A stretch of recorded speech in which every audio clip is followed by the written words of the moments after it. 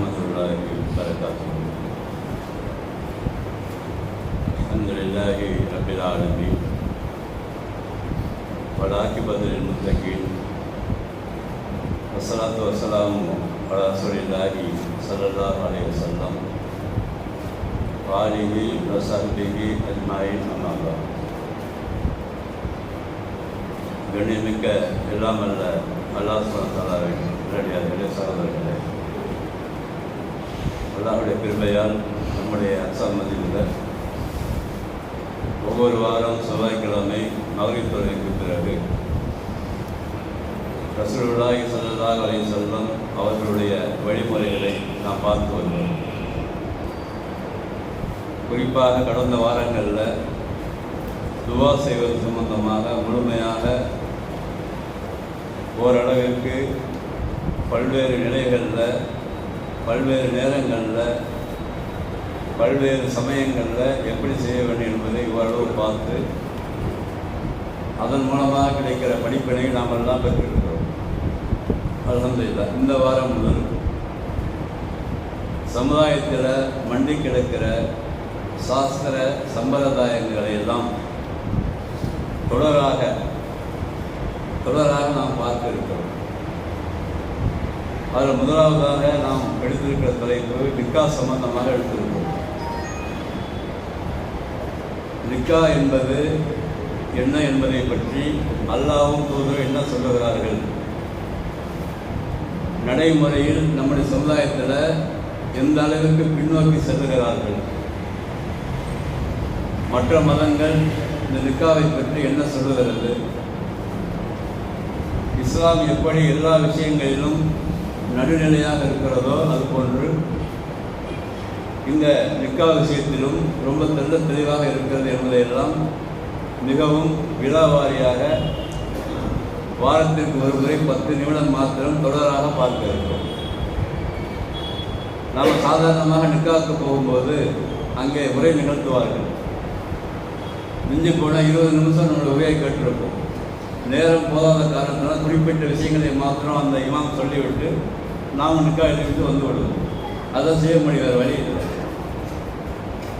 ஆனால் முழுமையாக இந்த நிக்காவை பற்றி அல்லாஹ்வும் தூதரும் என்ன சொல்லுகிறார்கள் என்பதை வாரம் கொஞ்சம் நிமிஷம், ஒரு 10 நிமிஷம் மாத்திரம் வரிசையாக நாம் தெரிந்து கொள்ளும் பொழுது அந்த விஷயங்கள் மூலமாக எனக்கும் உங்களுக்கும் இதை பார்ப்பவர்களுக்கும் ஒருவேளை அல்லாஹ் நாடினால் படிப்பினை கிடைக்கலாம்.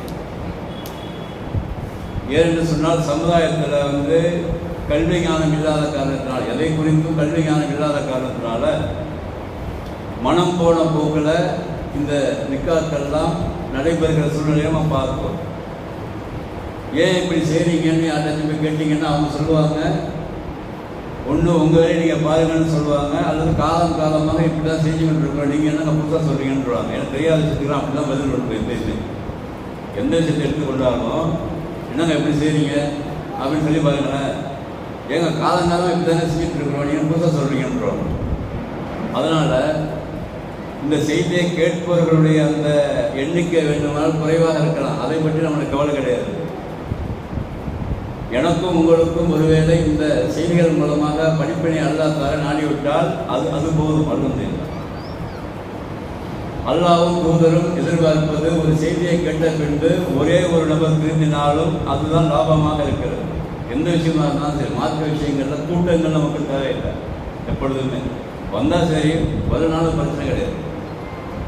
அப்போ அந்த அடிப்படையில் தான் வரிசையாக நாம் இதை என்ன செய்கிறோம், நிக்கா சம்பந்தமாக பார்க்க இருக்கிறோம். அதில் நீங்கள் கவனம் செலுத்தி வாரம் சொல்லுகிற இந்த விஷயத்தை ஓரளவுக்கு நீங்கள் மனதில் நிறுத்தி நம்முடைய வாழ்நாளில் நிக்கா செய்தோம் என்று சொன்னால் இந்த அடிப்படையில் செய்ய வேண்டும். ஏன்னா அல்லாஹ்வும் தூதர் என்ன சொல்லியிருக்கிறார்களோ அந்த அடிப்படையில் தான் நாம் செய்ய வேண்டும் என்ற நியத்தை வைத்துக்கொண்டு நாம் எல்லாம் இதை கேட்க வேண்டும், செயல்படுத்த முயற்சி செய்ய வேண்டும். இன்ஷாஅல்லாஹ்.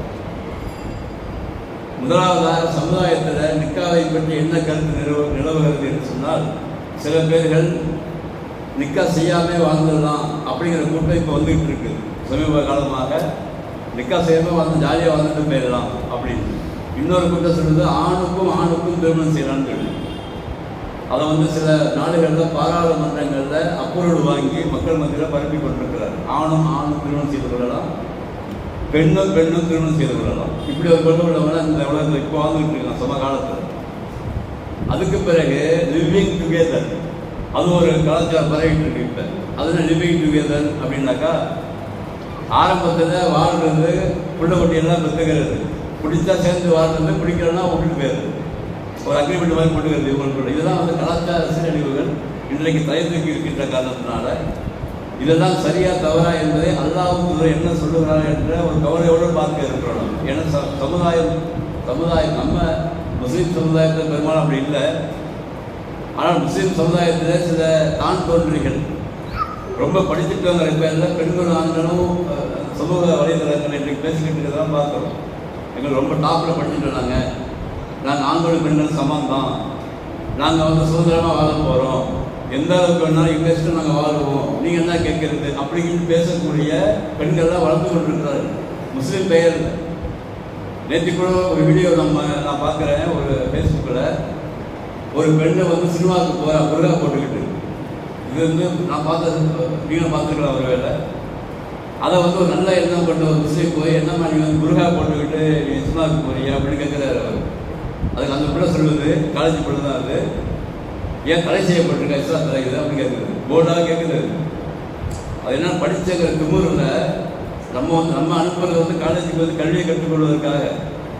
அது என்ன சொல்கிறது, பப்ளிக்காக வந்து தடை செய்யப்பட்டிருக்கா இதுக்கு, புர்கா வந்து சினிமாவுக்கு என்ன சம்பந்தம், நான் புர்கா போட்டு உங்களுக்கு என்ன பிரச்சனை, இது வந்து என்ன நாடு, இது வந்து மக்களாட்சி தத்துவம் உள்ள நாடு, ஜனநாயக உரிமை உள்ள நாடு, இது அதனால் ஐங்கேசத்துக்கு வாழணும்னு சொல்லி போர்டாக சொல்லிட்டு அது பாட்டுக்கு டிக்கெட் எடுத்துகிட்டு போகக்கூடிய சூழ்நிலையை பார்க்குறோம். அது காட்சிகளாக காமிக்கிறாங்க.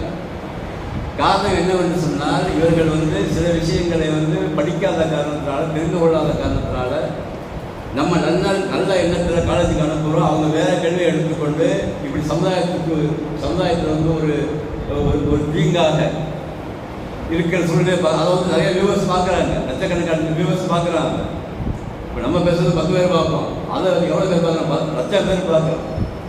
அப்போ லட்சம் பேர் பார்க்கும்போது அவன் என்ன நினைப்பான்னு சொன்னாக்கா, சரி முஸ்லீம்கள் தலையில்லாமல் இருக்கிறது தான் ஜாலியாக இருக்கலாமல் இருக்குது அப்படின்னு சொல்லி ஒரு கருத்து மக்கள் மத்தியில் பரவுகிறது. இதற்கெல்லாம் வந்து தீர்வு சொல்ல வேண்டிய பொறுப்பு நமக்கு இருக்கிறது. உலமாக்களுக்கு, குர்ஆனை ஹதீஸையும் படித்தவர்கள் கவலையோடு இதெல்லாம் தீர்வு சொல்ல வேண்டிய பொறுப்பு இருக்கிறது. நம்ம வீட்டு பிள்ளைகளை அந்த அடிப்படையில் வளர விடாமல் பாதுகாக்க வேண்டிய பொறுப்பு நமக்கு இருக்கிறது. அதற்காகத்தான் இந்த இது போன்ற முக்கியமான தலைப்புகள்லாம் எடுக்கப்படுகிறது. அப்போ நிக்காவை பற்றி அல்லாஹ் என்ன சொல்லுகிறான், ரசூலுல்லாஹ் என்ன சொல்கிறாங்க, முதல்ல இதே மாதிரி தான் இந்த ஹதீஸ் வந்து 4574 வருது. அங்கே வந்து அவங்க பேர் வந்து சாத் இப்னு அபி வக்காஸ் ரலியல்லாஹு அன்ஹு. அவங்க வந்து ஒரு செய்தியை வந்து சொல்கிறாங்க. என்னன்னாக்கா, அவங்க வந்து உஸ்மான் இப்னு மதூன் ரலியல்லாஹு அன்ஹு அவங்க போய் ரசூலுல்லாஹ்ட்ட கேட்குறாங்க, யார் ரசூலுல்லாஹ், எனக்கு வந்து நிக்கா செய்வதில் எனக்கு வந்து இஷ்டம் கிடையாது, இப்படியே வாசகம் வருது, எனக்கு நிக்கா செய்வது இஷ்டம் கிடையாது, அதனால் நான் காலமாக நிக்கா செய்யாமல் வாழ்வதற்காக எனக்கு பர்மிஷன் தாங்க அப்படின்னு சொல்லி கேட்குறாங்க. அப்படி கேட்கும்போது ரசூலுல்லாஹ் சொல்கிறாங்க, அதுக்கு பர்மிஷன் கிடையாது, அது எப்படி கண்டிப்பாக நீங்கள் வந்து நிக்கா செய்து தான் இந்த உலகத்தில் வாழ வேண்டும். நிக்கா என்பது ஒரு ஆணும் பெண்ணுக்குமான உணர்வு, அந்த உணர்வை நீங்கள் அடக்கிக் கொள்ளக்கூடாது. ஒவ்வொரு வயதில் ஏற்படுகிற உணர்வுகளுக்கு தீனி போட்டு விட்டு தான் நீங்கள் மார்க்க வகைப்படி வாழ முடியும். அதன் காரணத்தினால நீங்கள் கேட்கிற அனுமதி உங்களுக்கு கிடைக்காது என்று தெளிவாக சொல்லிட்டாங்க. 5024 வருது இந்த ஹதீஸ். அதுக்கு வந்து அவங்க சொல்கிறாங்க, சாதுகள் அக்கா தெளிவாக சொல்கிறாங்க, ஒருவேளை என்னுடைய தோழர் ஒரு ரெஸ்டாரண்ட்டை போய் அவங்க கேட்டு இதுக்கு பர்மிஷன் கொடுத்துட்டாங்கன்னா நாங்களும் செய்யாமல் வந்திருப்போம் என்று சொல்லுகிற அளவுக்கு அன்றைக்கே தலைவருக்கு இருக்கிறது இந்த விஷயம். சகாபாக்கள் காலங்கிறது கிட்ட 1450 வருஷத்துக்குள்ள காலம். அப்பயே இந்த கருத்து நிலவிருக்குது. என்னது, நிக்கா செய்யாமல் வாழலாம் என்ற கருத்து அங்கே நிலவிருக்குது. அது சகாபாக்கள் மத்தியில் அது வந்து தலை தோன்றி இருக்கிறது. அதுக்கு வந்து தீர்வை ரசூலுல்லாஹ் சொல்லியிருக்காங்க. இந்த ஹதீஸ் மூலமாக நமக்கு என்ன படிப்பில் இருக்குது, கண்டிப்பாக யாராருக்கெல்லாம் சக்தி இருக்கிறதோ, அது வேற ஹதீஸ் தொடர்ந்து ஒரு பாபடிச்சார் அடுத்த வாரங்களில், யாராருக்கெல்லாம் சக்தி இருக்கிறதோ இளைஞர்களை பார்த்து சில கூப்பிடுறாங்க, யா மாசல சொல்லா மனுஷத்தா என்று சொல்கிறாங்க. இளைஞர்களே, உங்களுக்கு வந்து சக்தி இருக்குமானால், சக்திங்கிற அந்த அந்த வார்த்தை என்னது, பவர் என்னது, அதுக்கு 4 விதமான விஷயங்களை சொல்லிக் கொடுக்குறாங்க. என்னென்ன, ஒன்று, அந்த பெண்ணுக்கு வந்து மகர் கொடுத்து திருமணம் முடிக்கிற அளவுக்கு உனக்கு வந்து பொருளாதாரம் இருக்கணும். அதற்கு பிறகு ஆண்மை பலம் இருக்கணும். 2வது பாயிண்ட், ஃபஸ்ட்டு பொருளாதாரம், முதல்ல ஆண்மை பலம், அடுத்தது பொருளாதாரம் இருக்கணும். அதுக்கு பிறகு அந்த பெண்ணுக்கு உண்டான உணவுகளுக்கு நீ பொறுப்புதையாக இருக்க வேண்டும், உணவு கொடுப்பதற்கு. அதுக்கு பிறகு அந்த பெண் தங்குவதற்கு இடவசதியை ஏற்படுத்தி கொடுக்க வேண்டும். அதற்கு பிறகு அவருடைய கற்பு ஒழுக்கத்திற்கு நீ பாதுகாப்பு தர வேண்டும். இந்த 4 விஷயத்தை மெயினாக சொல்கிறாங்க. ஒரு இளைஞன் நிக்கா செய்ய வேண்டுமானால் முதல் தகுதி என்னவாக இருக்கணுமா? உனக்கு தகுதி என்பது உனக்கு ஆண்மை தகுதி இருக்க வேண்டும், உடல் தகுதி இருக்க வேண்டும், பொருளாதார தகுதி இருக்க வேண்டும். அதற்கு பிறகு அந்த பெண்ணுக்கு மகர் கொடுத்து நிக்கா முடிக்கிற அளவிற்கு உனக்கு திறமை இருக்க வேண்டும். அதுக்கு பிறகு அந்த பெண்ணுக்கு தேவையான இடவசதி, உணவு வசதிகளை செய்து கொடுக்க வேண்டும், ஆடை வசதி செய்து கொடுக்க வேண்டும், தங்குகிற வசதி செய்து கொடுக்க வேண்டும். அதற்கு பிறகு அவள் தப்பு செய்யாதவாறு அவள் கற்பொழுக்கத்தை பாதுகாக்கக்கூடிய வகையில் நீ அவளை பராமரித்துக் கொள்ள வேண்டும். இந்த 5 விஷயங்கள்லேயே பல பேர்கள் டேமேஜ் ஆகிடுவாங்க. இந்த 5 விஷயங்கள் ஆய்வு செய்து பார்த்தாலே இன்றைக்கு பெரும்பாலும் மற்ற மதங்களில் எப்படி வரதட்சணை வாங்கி நிற்க முடிக்கிறார்களோ அதுபோல் நம் சமுதாயத்திலும் அதிகமாக தலைவிரித்த ஆளுகள் இன்றைக்கு ஒன்று அண்டர் கிரவுண்டில் ஓடுது, அல்லது வெளிப்பக்கமாக ஓடுது. பேசுகிற மாதிரி பேசி வாங்குற மாதிரி வாங்குற சூழ்நிலை இருக்குது. புரியுதா? அப்போ இதையெல்லாம் தடுக்க வேண்டுமானால் நாம் என்ன இதில் ஒரு புரட்சியை ஏற்படுத்த வேண்டும். நம் வீட்டு பிள்ளைகளுக்கு, நம் வீட்டு ஆண் பிள்ளைகளுக்கு, நம் வீட்டு பெண் பிள்ளைகளுக்கு அந்த வரன் பார்க்கும் பொழுது, மாப்பிள்ளையை பெண்ணை பார்க்கும் பொழுது நாம் அல்லாஹ் சொன்ன மாதிரி இந்த நிக்காவை முடிக்க வேண்டும், செய்து கொடுக்க வேண்டும் என்ற ஒரு விஷயம் நமக்குள்ள வரணும். ஏன் வரணும் என்று சொன்னால், நாம் செய்கிற இந்த உலகத்தில் செய்கிற எல்லா காரியங்களும் அல்லாஹ்வுக்கும் தூதருக்கும் மாறு செய்யாதவராக இருக்க வேண்டும். அதில் முக்கியமாக நிக்கா என்று ஒரு விஷயத்தை நாம் எடுக்கும் பொழுது அதை கண்டிப்பாக நாம் இதை பார்த்து கொள்ள வேண்டும். அதுக்கு இளைஞர் சமுதாயம், இளைஞர்கள் இந்த விஷயத்தில் ரொம்ப கண்ணும் கருத்துமாக இருக்க வேண்டும். இளைஞர்களை பொறுத்த வரைக்கும் அவன் உறுதியாக இருக்க வேண்டும். நான் நிக்கா முடித்தால் இந்த 4 விஷயங்களில் நான் சரியாக நான் அமைத்துக் கொள்வேன் முதல்ல. அதற்கு பிறகு எந்த காரணத்தை முன்னிட்டும் நான் வரதட்சணை வாங்க மாட்டேன் என்று உறுதி எடுக்கணும். அது மாதிரி பெண்ணை பெற்றவர்கள் ஒருபோதும் வரதட்சணை கொடுத்து நான் மாப்பிள்ளையை வாங்க மாட்டேன் என்று சொல்லி செய்யும். இதில் உறுதியாக இருக்கணும். சார் பயப்படுறாங்க இன்னைக்கு பெண்களை பெற்றவர்கள். 5 பெண்ணை பெற்றவர்கள் ஆண்டில் எழுதியிருக்காங்க இல்லையா? அது மாதிரி நம்ம சமுதாயத்தில் கூட பெண்ணை பெற்றவர்கள் பள்ளிவாசல்லையும் வீடுகளில் குமருக்கு கல்யாணம்னு சொல்லி பிச்சை எடுக்கிற சூழ்நிலை இன்னைக்கு இருக்குது.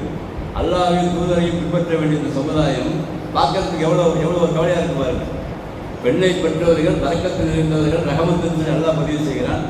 பெண்ணை பெற்றவர்கள் சிறந்தவர்கள் என்று ரசூலுல்லாஹ் நமக்கு அறிவுறுத்திருக்காங்க. ஆனால் பெண்ணை பெற்றுவிட்டு இன்னைக்கு நம் சமுதாயத்தை சேர்ந்தவர்கள் கூட பள்ளிவாசலுக்கு போய் குமரு காரியம் கொடுங்கன்னு கேட்கிற சூழ்நிலை இருக்கிறது. இதையெல்லாம் தடுத்து நிறுத்த வேண்டுமானால் இன்ஷா அல்லாஹ் இந்த நிக்காவை பற்றி சரியாக புரிந்து கொண்டு அல்லாஹ்வும் தூதரும் எப்படி நிக்கா செய்ய சொல்லியிருக்கார்களோ அந்த அடிப்படையில் நம்ம விஷயங்களை முதல்ல தெரிந்து கொள்ள வேண்டும். அதுக்காக தான் இந்த தலைப்பு எடுத்துருக்கோம் இன்ஷா அல்லாஹ். அது ஒரு வார்த்தை குறைஞ்சபட்சம் 10 நிமிஷம் தான். அது ஒரு ஹதீஸோ அல்லது ஒரு சில செய்திகள் கிடைக்கும். இதை கேட்பவர்கள், பார்ப்பவர்கள் இதை புரிந்து கொண்டு அந்த அடிப்படையை வாழ்வதற்கு ஏற்று வைத்துக் கொள்ள வேண்டும். கொஞ்சம் கொஞ்சமாக விஷயங்கள் தெரிந்து கொண்டே வர வேண்டும். பல ரஹ்மான் நம் அனைவருக்கும் அருள்வாய்ப்பானாக. இன்னும் வருகின்ற வாரங்களில் இதை பற்றி தொடராக பார்க்க இருக்கிறோம். அதற்கும் நீங்கள் ஆதரவு கொடுத்து அதில் ஒரு 10 நிமிடம் நீங்கள் ஒதுக்கி அதை தெரிந்து கொள்ள வேண்டும். அதற்கு பல ரஹ்மான் அருள்வாய்ப்பானாக. வாக்கர் தவறாக எல்லாருமே அஸ்ஸலாமு அலைக்கும் வரஹ்மத்துல்லாஹி வபரகாத்துஹு. வபரகாத்துஹு. வபிஹம்திக அஷ்ஹது அல்லா இலாஹா இல்லா அன்த அஸ்தக்ஃபிருக்க